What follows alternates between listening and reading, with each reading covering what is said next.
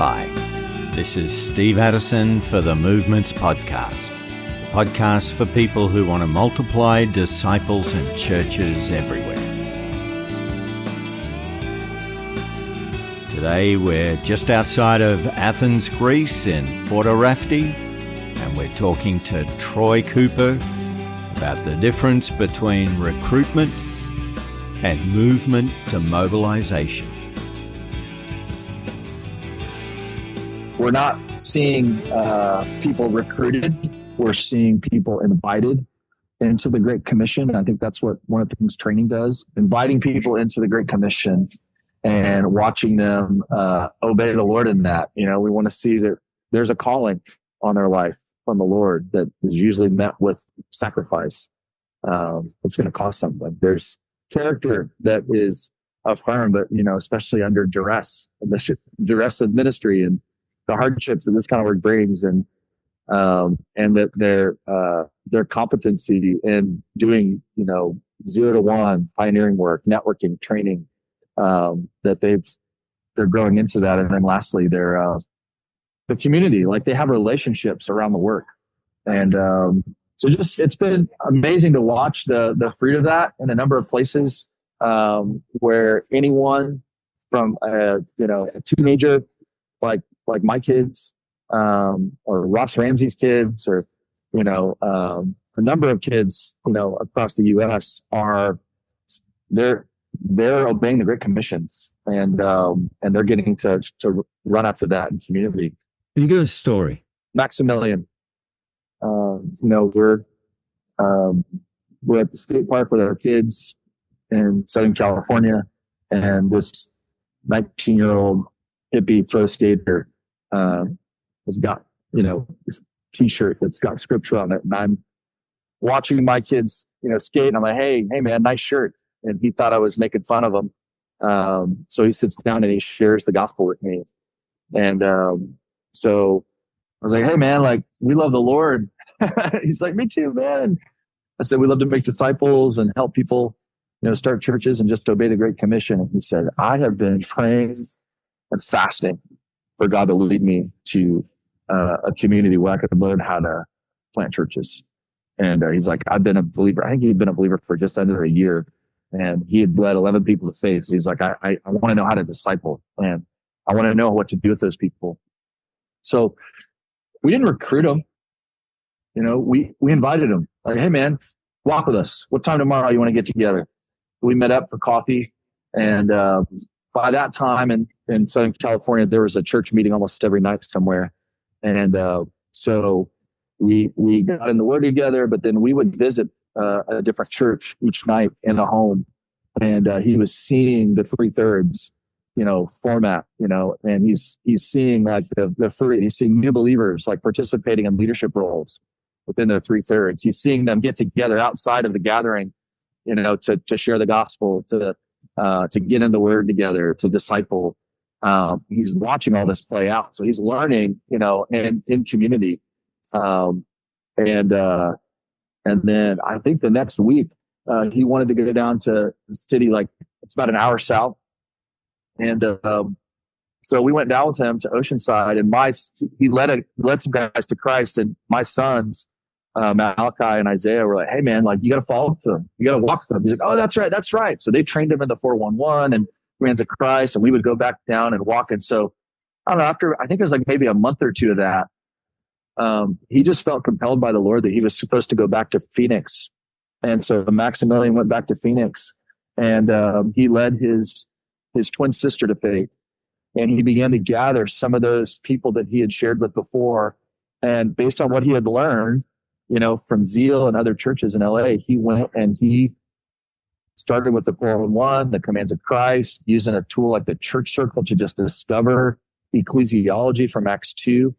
And they started a church in his home. It's called Laborers Church. And so Max just does the hard work of 0 to 1 networking and training in Phoenix. And within a few months, he's got, I think, 4 other churches that multiplied out of that.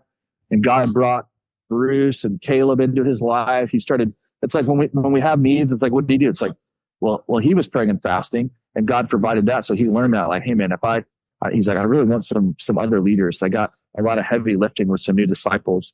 So he prayed and fasted, and God brought Bruce and Caleb into his life as a father and son, who were really trying to learn how to make disciples and start churches like they see in the New Testament. And that brought a ton of lift to them.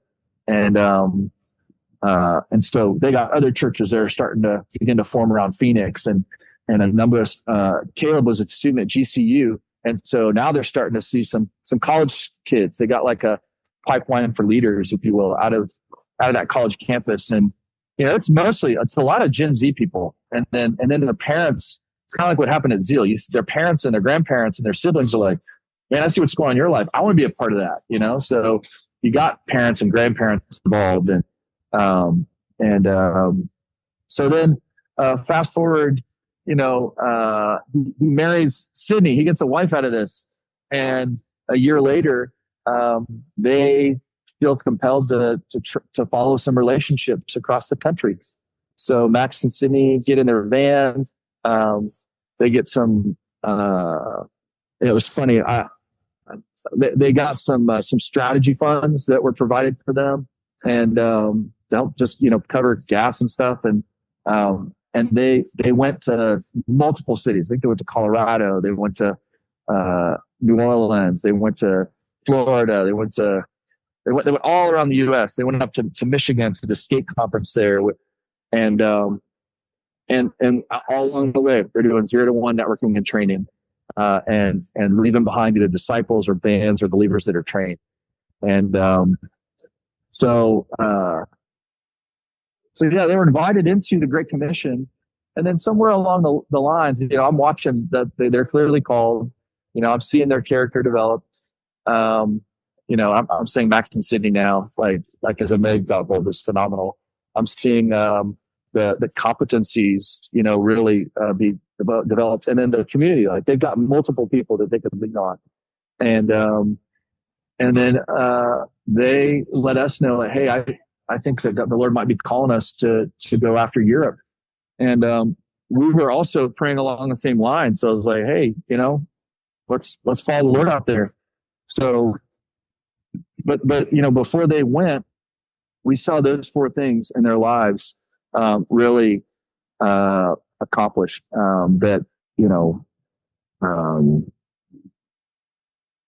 So they're coming over as leaders in Europe, really trying to drill down into Athens and help jump in on the Europe strategy. And so that'd be one example of where we're seeing, like, whether they're young or old, like people being invited into the Great Commission, pursuing no place left, and then getting what they need to accomplish the vision God's called them to. And there's a movement of, I don't know, you should get an interview with them, but they've got, I know they have at least 3, if not 4 generations of churches in Phoenix. And through their low costs, their relational network, they met a girl that's out here in Greece who has a vision to see 1,000 churches multiply across Greece. And so they've been training and started running with her. So it's like, even through the oikos there, if we talk about movement to mobilization, where we're seeing, movements, and at least God's the one who starts movements. But if we can follow what we see in the Bible and begin to do the rhythms of what we see in the scriptures, and orient our lives around this work, when God does move over here on this part of the world, out of that we can see laborers and bands that can go to targets that have those, the calling, the character, the competency, and then the community to really thrive in the field. One of the blessings in that story too, Steve, or just the example of Max and Sydney, is just the impact it's had on my own kid. Like, we've been raising our kids in this, and God brought Max into our lives, and it was such a gift to Malachi and Isaiah to have somebody a little bit older, a little bit further along in life, to run with them. Isaiah, now he's finishing up his last semester, and he has spent a season running in the work with Maximilian. They've gone to Italy together, they've gone to England together, they've gone to Germany together. They've gone to a number of countries together. And so now to see, you know, a Gen Z person not only living out the work, but also mentoring others that are coming up. And when I watch these guys go into, not just in the US, but to other places in Europe, other people their age, I mean, older and younger too, but they're like, okay, like you're living out what I see here. I can do that. It's like a living vision cast, you know? So the normal barriers, to keep young people from obeying the Great Commission, it's just like, oh, these guys are a living example. I want to do that. Can you show me what to do? Yeah. To where now, like Isaiah is finishing up, you know, and he's seen some cool things in the States. You know, he saw the Lord, you know, he got to baptize a number of friends and walk with them in discipleship and see a church get started with some friends in Southern California that's multiplied.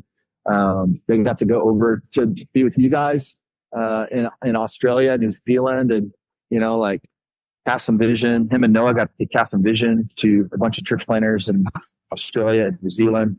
So then he's coming into Europe, having seen all that fruit, and now it's like the relationships are not there yet. You know, he's learning the hard part of starting over, and he was like, "Man, I just really want disciples." I was like, Isaiah, what you got to experience in Ambassadors, you know, was the fruit of 8 years of obedience and labor, you know, and then as the Lord called him away. So to get to come out here and then have Maximilian walk with him in mentorship and discipleship in Europe, and to have the option to graduate and then to go serve with Rick and Jenny in Central Asia for a semester. It's like, it's a dream. I think this is the picture of when we say movement to mobilization, is that there's an alignment in those four things I talked about earlier, to where you can jump right into the work. And it's along the lines of vision and relationship. So I don't know, that's just some examples from our own like lives personally that, you know, one of the things that hit me when I moved over here, I've got a good friend of mine, Taylor. He's an entrepreneur. He was an MPL guy from Auburn. He lives in South Florida now and is an entrepreneur. And he's a brilliant, he's a thinker, man, and he's a process guy. And so as we're kind of interacting on our strategy here in Europe, he said, "Hey, Troy, you moved from LA to Europe. Are you seeing that as a startup or as an expansion?" I think from business terms. And I was like, you know, when I first moved out here, I saw Europe as a startup, but I'm realizing it's an expansion. And when I moved from Florida to California, I saw it as a startup, not an expansion.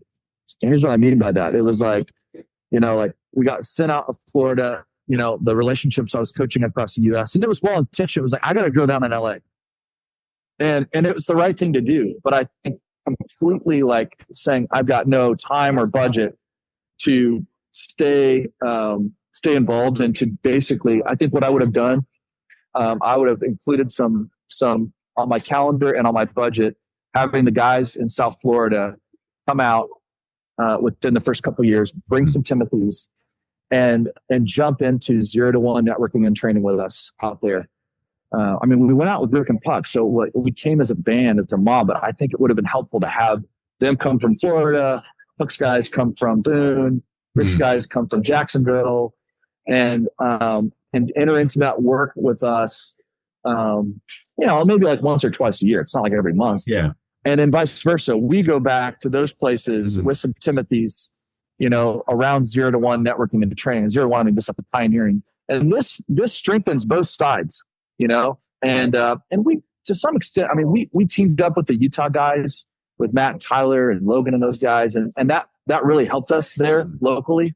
And so it wasn't like there wasn't any of that. And we definitely had people come in. I mean, you came in, we had a number of people come in from other places to speak into things, but I think it was all going in one direction.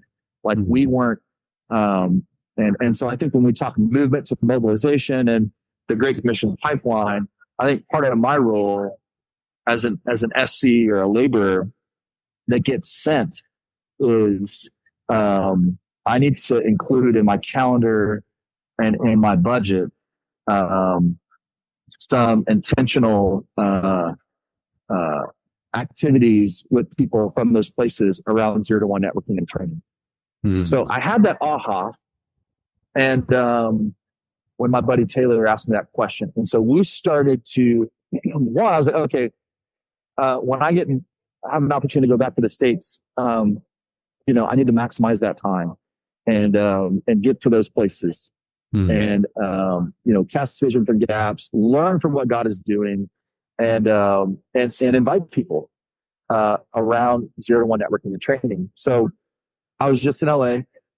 Man, I got to interact with, the band that's there. Like Kyle Pearson has come in and brought so much,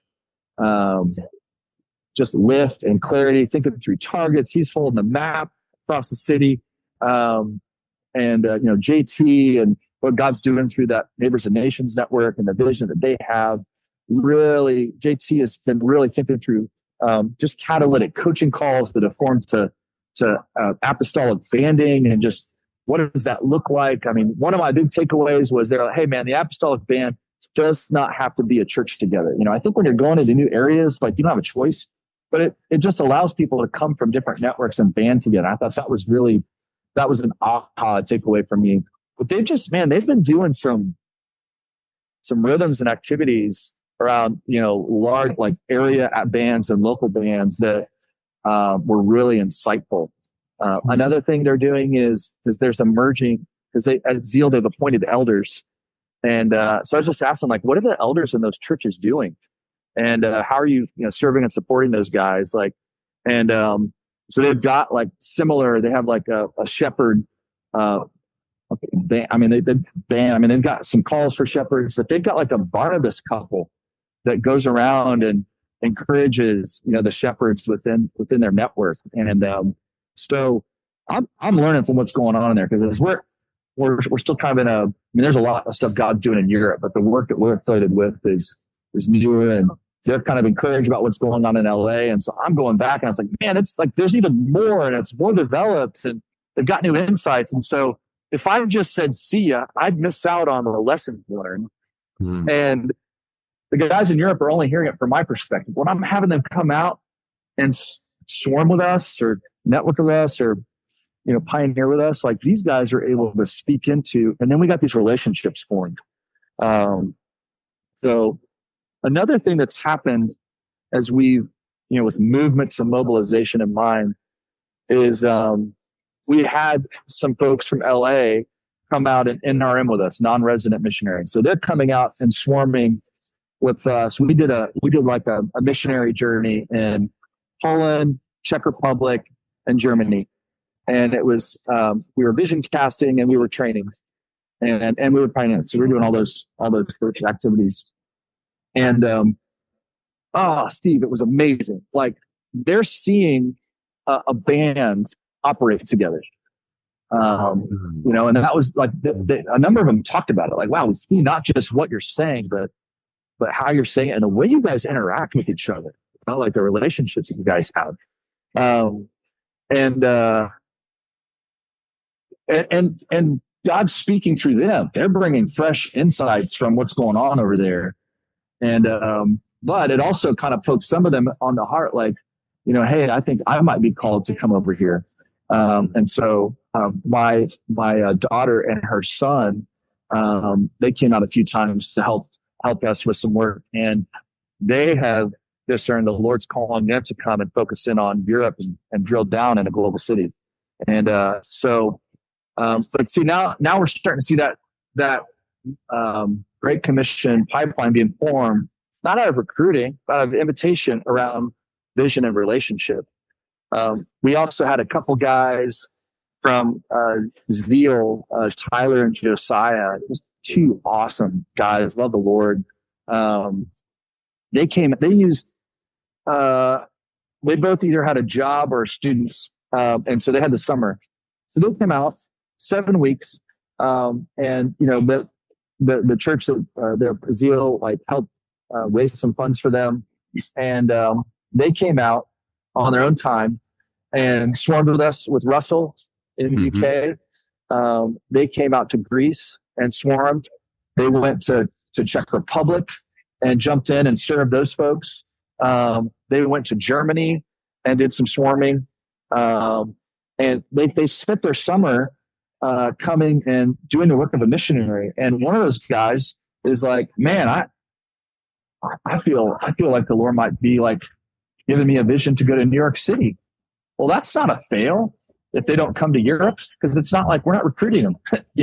It's like, we want to steward what God's calling you to do, man. So here's some guys in New York City that you can connect with, and then that invitation is up to the guys in New York City. It's not up to me. I can't say, oh, you should go with them. It's like that has to come around the relationship, and the vision's got to match up. But so I don't know, like that's just the first year, but I'm watching this pipeline begin to be formed around movement and mobilization. We're in the middle of doing a 5-touch training rollout in the Frankfurt area. I got invited by Mateo, a good friend of mine from South Florida, who's currently in Germany. And Rick had said when we moved overseas, he's like, hey man, share the case study, share the story of what God did in LA. And it's like, so you don't want to just go like, hey, let me tell you what God did. It's God's work, so we can brag on him. But when you go into new areas, you're scum. And so we prayed for opportunities to be invited. And so we went out to spend some time with Mateo. He's like, hey man, would you share the case study? So we're in his living room, and me, Isaiah, Tessa, and Lucy.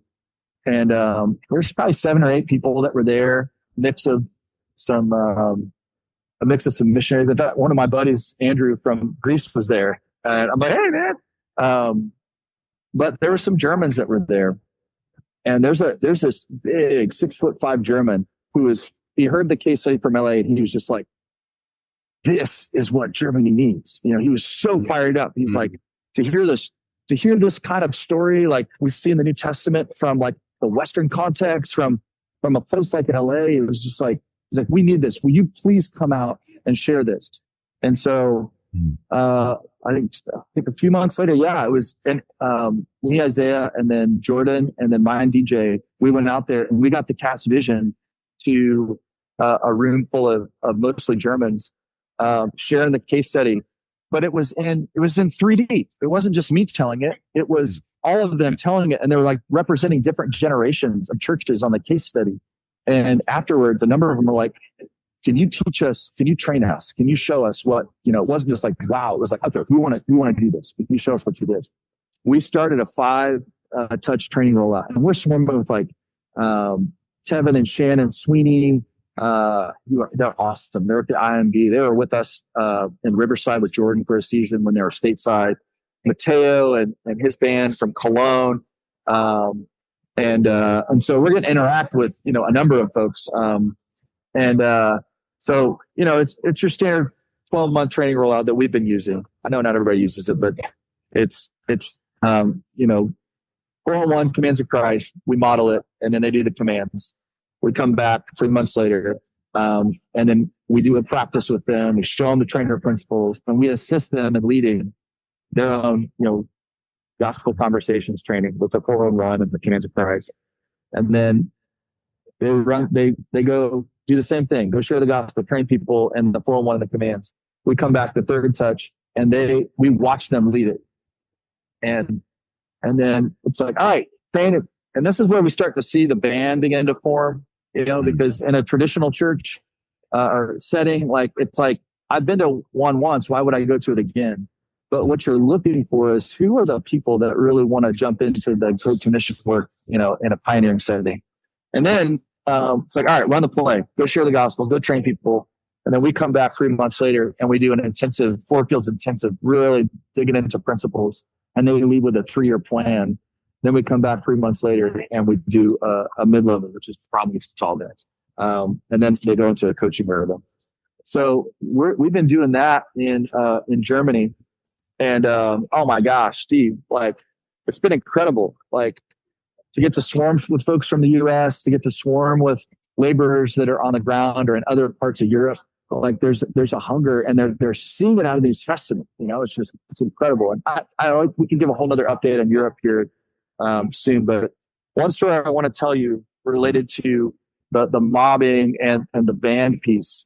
We were there for the second touch, and Alex, who's a guy in Canada that runs NRM there in Germany, he said, "Hey, when you come back, could you do like a mini principles training on the front end?" We're like, "Yeah." So we did it, and it was brilliant. Like it was really helpful. So I was like, I invited Tyler Brown to come out with me because we've swarmed together a lot, and it was just encouraging to have him there as a friend. But man, he really spoke a lot of wisdom, and we're out to dinner with this with Ebron and Helen, awesome couple that are in V Spotted. And it's me and Tyler and Ebron and Helen. She's German, he's Pakistani. And there's this East German guy who's sitting at the restaurant. And Tyler and Ebron go talk to him, and he ends up coming and sitting down with us. And so Helen shares the 3 circles. She's got a little sticker on her phone. She shares the 3 circles with him in German. And this guy says, "I'm German. We don't believe this." And she's like, "Oh, have you heard this?" He's like, "I've never heard this before." He's like, "I've never met a Christian before." And he's like, "We're all atheists." And it was like, "Oh, that's interesting." So then he's kind of like watching us and interacting with us, and he's seeing like 2 Americans that are from different places, a German and a Pakistani that are married. And the Pakistani is like ministering to the Indian guy that owns the restaurant. So he's watching all this, and he's like, this is not how the world works. He's like, so he goes, "How long have you guys known each other?" Like, "How do you guys know each other?" So we just kind of shared like how we knew one another. And he was just like, "This is interesting." And he goes, "What is your purpose?" And so we share with him about like, the Lord, the gospel, the Great Commission, and how the Lord brought us together and what we're living our lives to do. And he's just like, "Huh."